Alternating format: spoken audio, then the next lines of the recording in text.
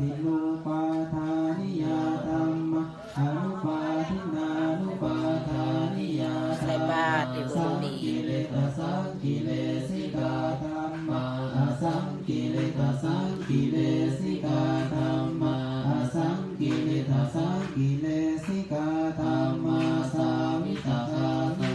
พิจารณาธัมมะอาวิตาคาวิจารณาตาธัมมะอาวิตาคาวิจารณาธัมมะทิติสาสหกตาธัมมะสุขาสหกตาธัมมะอุปาทิโสธัมมะวันนี้นักลาดนึงพามากินทานนะ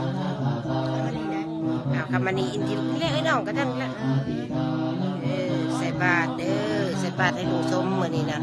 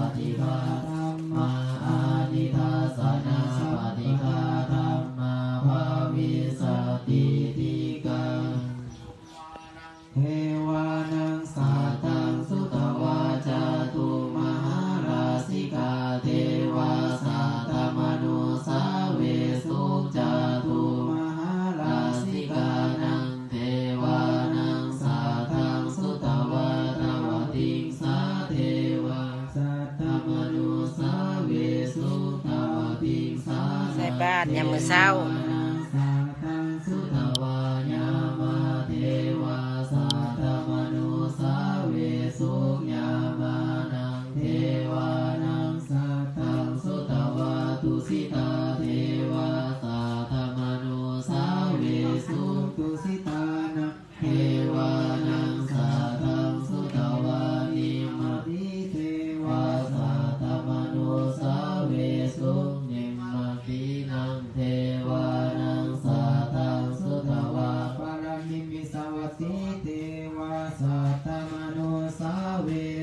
ปาลามิมิสาวัติ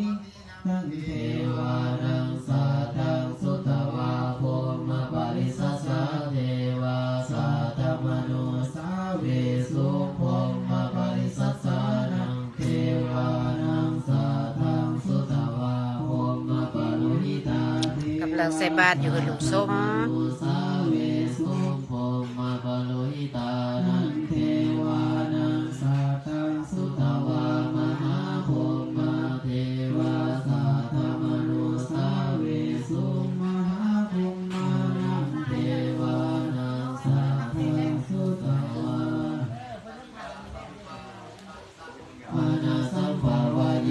ปาริมาณาภูตังหันตุจติริยังกลาสัพพะธรรมเวลังสัพพะตังทิทังจารามิสิโนวาสยานุวายาวะตัสสะวิกตานิโตเอตังสติงาติเตยังธัมมังวิตังวิหารังอิธามาอุทิติจานุปกรรมติลาวะทัสสะเนนะสัมปันโนกามิสุวินัยยังเอตังนาหิสัตถุกะปัสสะปุณเว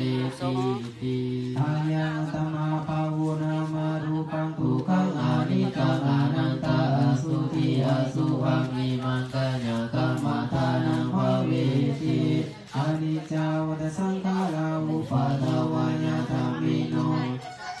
นิโรสันติเตสังอุปาสัมโนสุโข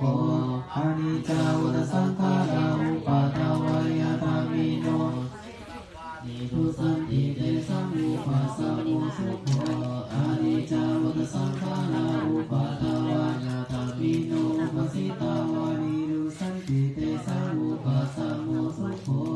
สัพเพสัตตามรันติจาภริสุจามริสาเรตเทวะมาริสามินาทิเมสะสังสายโยได้ด้วยมา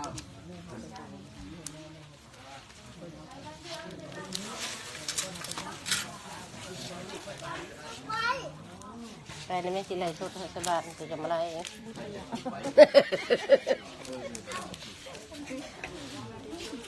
ที่ไหนสดเลยนี่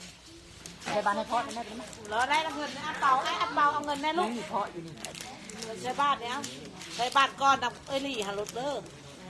ใครแนลี่ไปแนะนำแม่ใครบ้านกันใครเข้ากันแนลี่ลุกเอ้าใครสิใครเข้าใครเข้ากันในเด้อดิ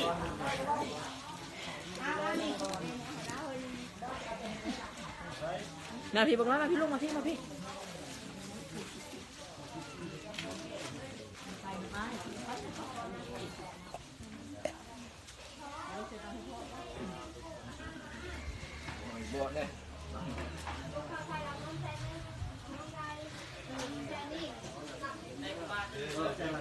กำลังใส่บาตรอยู่หุ่นลุงสมเอามาหอบแต่บ่ายโมงกลางคืน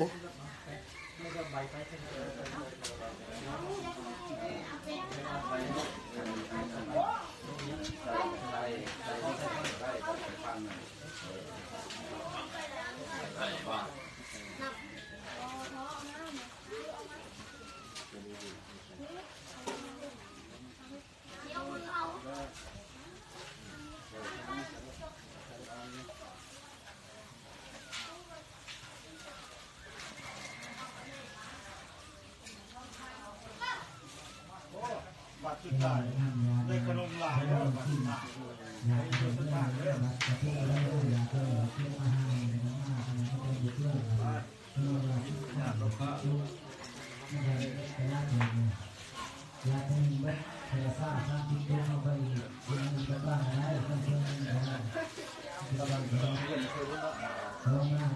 ใส่เลยอีหมอนเด้อมันมาใส่นะแม่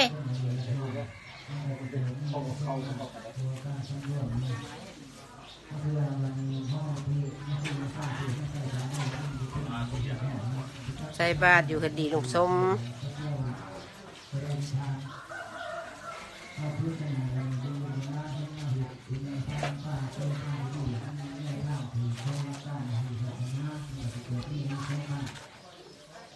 อีหมอนนี่คือว่ามันมาใส่ในแคมป์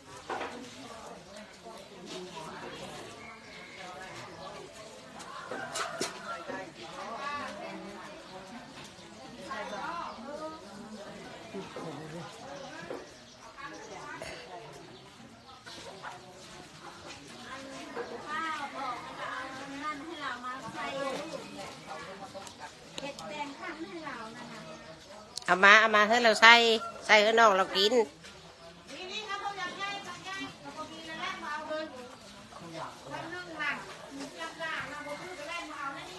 ทักข้าวเผามาใส่เอา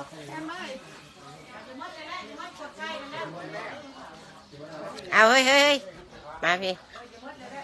ตัวจับไรสดอีกสิไปใส่บาตร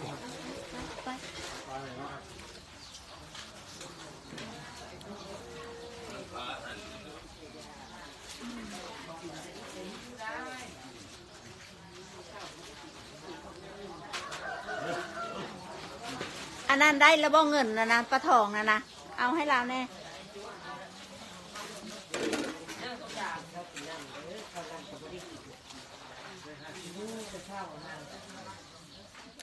เฮ้ยเอาอันนั้นจกเอาเงินนี่อัน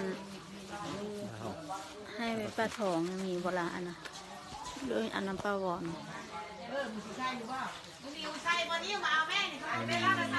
ยาแล้วเราใส่แล้วยาเด้เราใส่อยู่นะเอาไปใส่ให้เราเอาเงินนั้นไปใส่ให้เราเอาไปใส่นะเอาใส่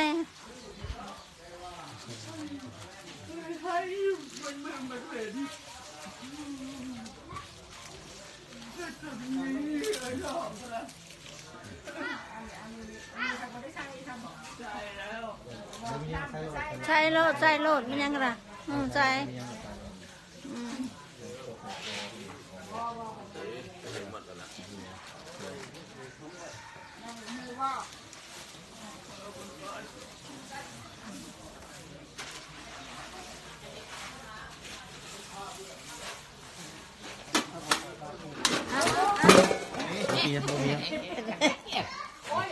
มือเดียว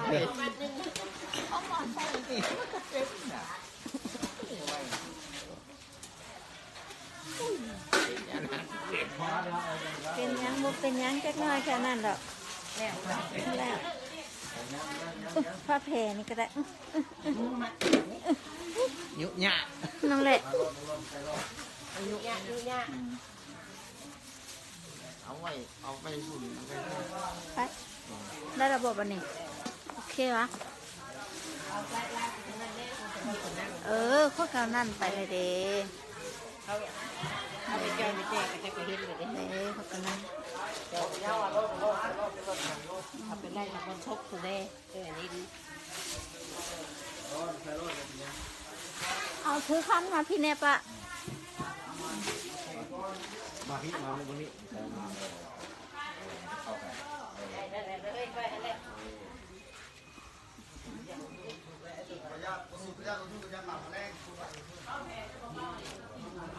ไล่เด็กไล่ชกใครแบบทางนี้ เห็นแล้วนี่ กันมีคนร้ายเหมือนนี่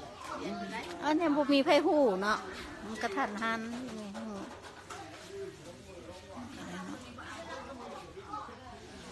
แต่ว่ามืออื่นมันบ่ตักบาตร มืออื่นมือทรงสการ ทำการ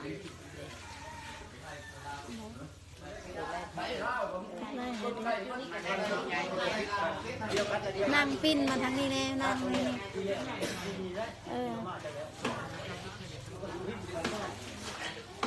นั่งป้า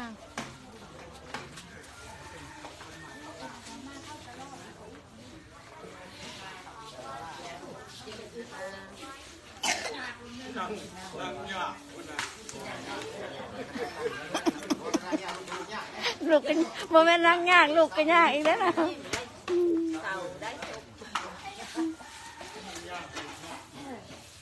อย่างไรง่าย